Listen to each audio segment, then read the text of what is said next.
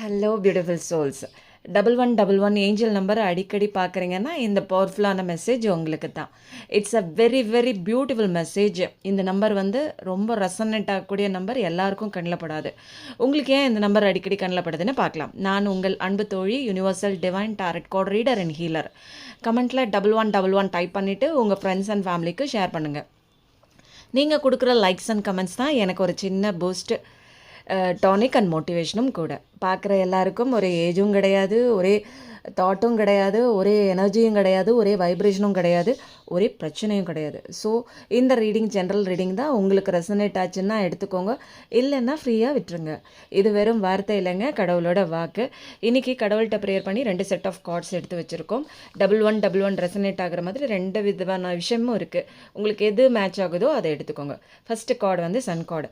நீங்கள் ரொம்ப ஆப்டமிஸ்டிக்கான பர்சனுங்க. சின்ன சின்ன கோலை செட் பண்ணி பெரிய விஷயத்தை அச்சீவ் பண்ணுவீங்க. நீங்கள் நினைக்கிறதெல்லாம் கண்டிப்பாக நடக்கும். கொஞ்சம் உங்களையும் உங்கள் எண்ணத்தையும் மட்டும் கரெக்ஷன் பண்ணால் போதும். என்னால் முடியாது, நான் எதுக்குமே லாயக்கில்லை அப்படின்னு நீங்கள் செட் பண்ணி வச்சுருக்கிற உங்கள் மைண்ட் செட்டை ஃபஸ்ட்டு கிளியர் பண்ணுங்கள்.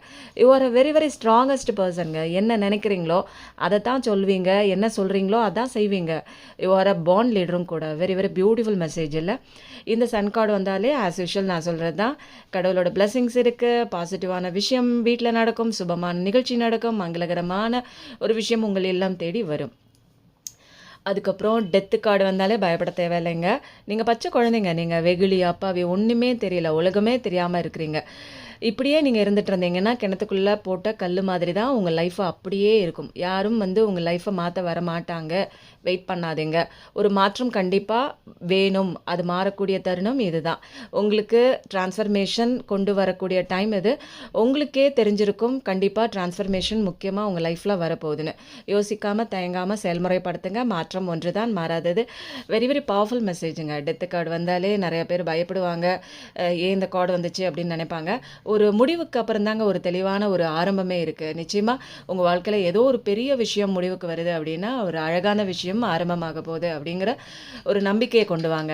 பார்த்தீங்களா, கவுளி கூட அடிக்குது. அதனால் தைரியமாக கடவுள் மேலே நம்பிக்கை வச்சு எல்லா விஷயமும் மாற்றம் உண்டாக்கக்கூடிய வழியை நீங்கள் தேர்ந்தெடுத்து தைரியமாக செயல்படுத்துங்க. இந்த ரீடிங் உங்களுக்கு ரெசனேட் ஆச்சுன்னா கமெண்ட்டில் 1111 டைப் பண்ணுங்கள். தேங்க்ஸ் ஃபார் வாட்சிங்.